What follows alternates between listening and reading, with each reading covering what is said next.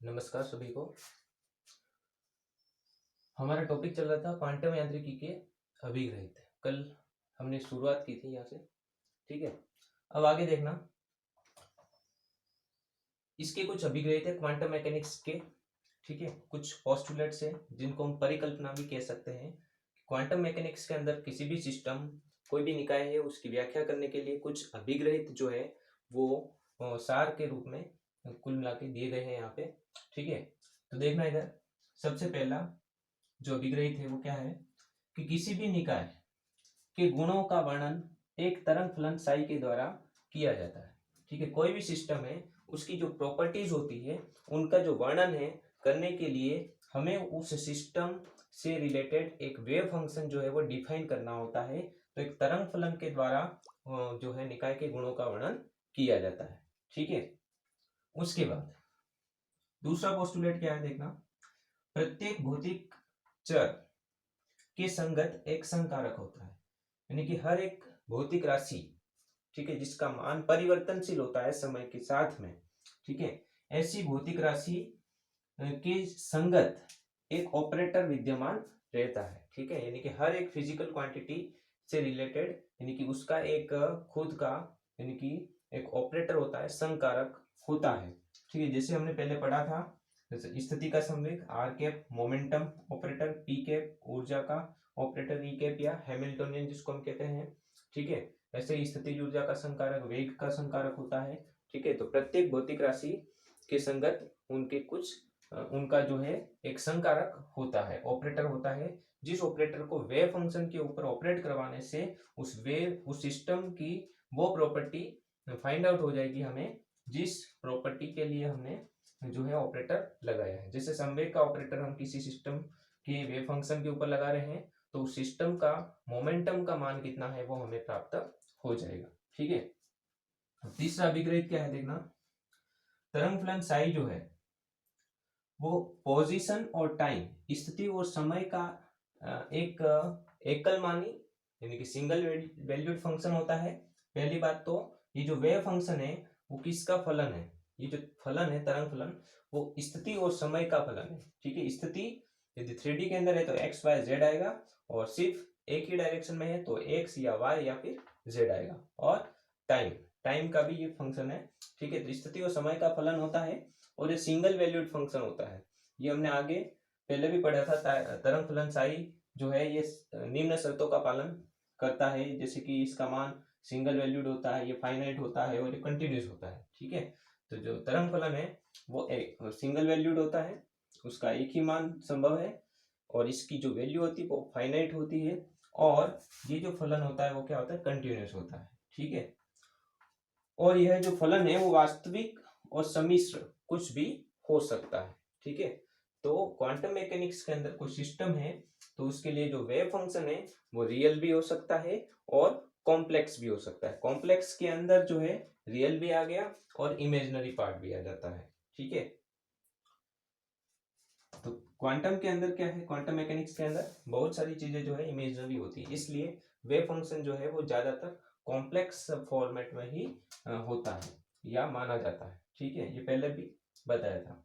आगे देखना, कण के किसी भी सूक्ष्म आयतन dv बराबर dx into dy into dz, एक एलिमेंट है, वॉल्यूम एलिमेंट है ये, ठीक है। dv कहाँ पे है, ये 3D के अंदर, 3D में कोई वॉल्यूम का एलिमेंट है, इस वॉल्यूम एलिमेंट को हम dx into dy into dz लिख सकते हैं, 3D में है इसलिए।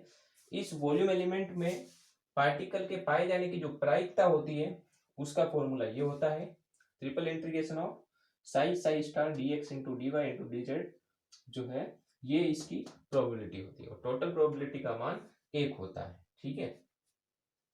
तो ये प्रोबेबिलिटी का फॉर्मूला है, ट्रिपल इंटीग्रेशन है, 3D के अंदर है, एक बार dx के सापेक्ष, दूसरी बार dy के सापेक्ष और तीसरी बार dz के सापेक्ष हम समाकलन करते हैं यहाँ पे, ठीक है। उसके बाद आगे देखना,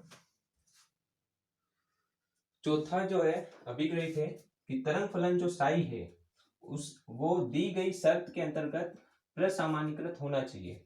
वेव फंक्शन जो है वो इस कंडीशन के अंदर जो है नॉर्मलाइज्ड होना चाहिए, और कंडीशन क्या है, triple integration of psi psi star dx dy dz is equal to 1। अगर इस शर्त का पालन कर रहा है, ठीक है, तो वो वेव फंक्शन नॉर्मलाइज्ड कहलाता है। और क्वांटम मैकेनिक्स के अंदर हर एक वेव फलन जो तरंग फलन है वो प्रसामान्यकृत यानी कि नॉर्मलाइज्ड होना चाहिए इस कंडीशन के अंतर्गत, ठीक है। यदि ये तो 3D के अंदर है, ठीक है, 1 डायमेंशन की बात हो रही है तो सिंपल सा हम ऐसा लिख देंगे psi into psi star X direction में तो into D X is equal to क्या होगा 1, वाई डायरेक्शन में तो यहाँ पे डी वाई आ जाएगा, जेड डायरेक्शन में है तो डी जेड आ जाएगा, ठीक है। ये 4 पोस्टुलेट हो गए। और एक और पोस्टुलेट जो है आगे देखो,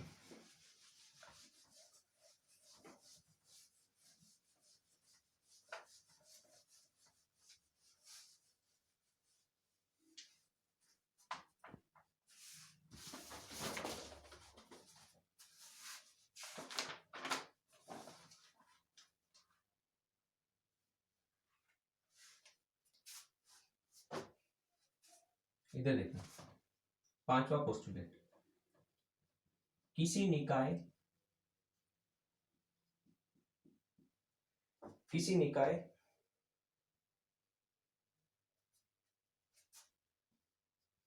के किसी भौतिक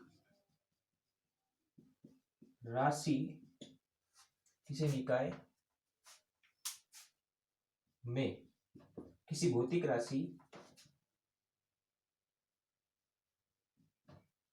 का जो है भौतिक राशि, कोई भी भौतिक राशि मान लेते हैं हम, कोई भौतिक राशि f है, ठीक है, इसका संभावित मान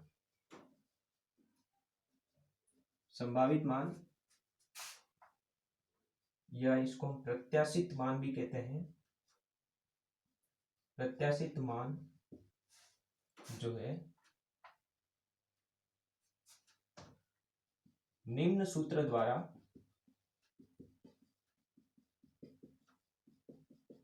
ज्ञात किया जाता है। अब देखना, कोई भी सिस्टम है, उस सिस्टम के अंदर किसी भौतिक राशि का एक संभावित मान जो है वो हमें चाहिए, ठीक है।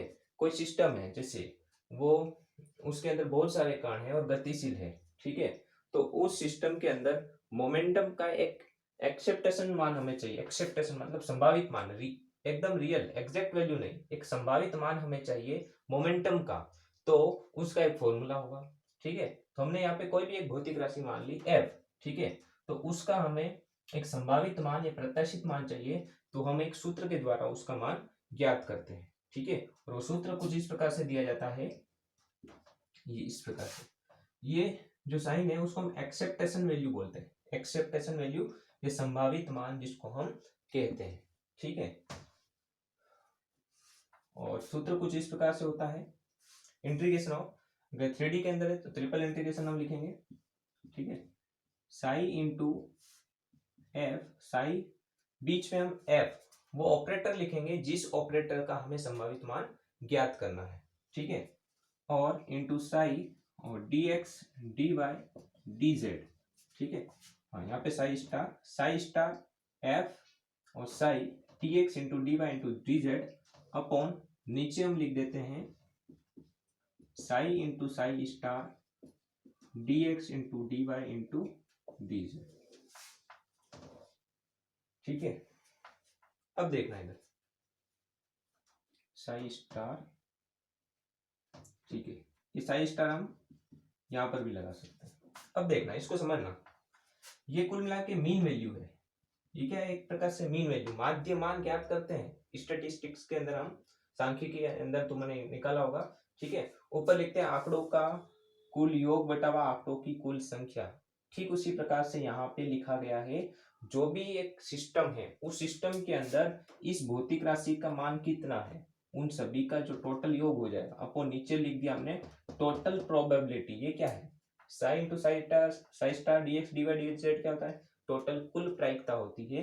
कुल प्रायिकता का मान कितना 1, और ऊपर ये जो प्रायिकता है ये भी प्रायिकता है, लेकिन ये किसकी प्रायिकता है, इस भौतिक राशि की प्रायिकता है, ठीक है। तो एक भौतिक राशि f है, उसकी प्रायिकता कितनी है निकाय के अंदर, सिस्टम के अंदर, तो उसको हम इस सूत्र से ज्ञात कर सकते हैं।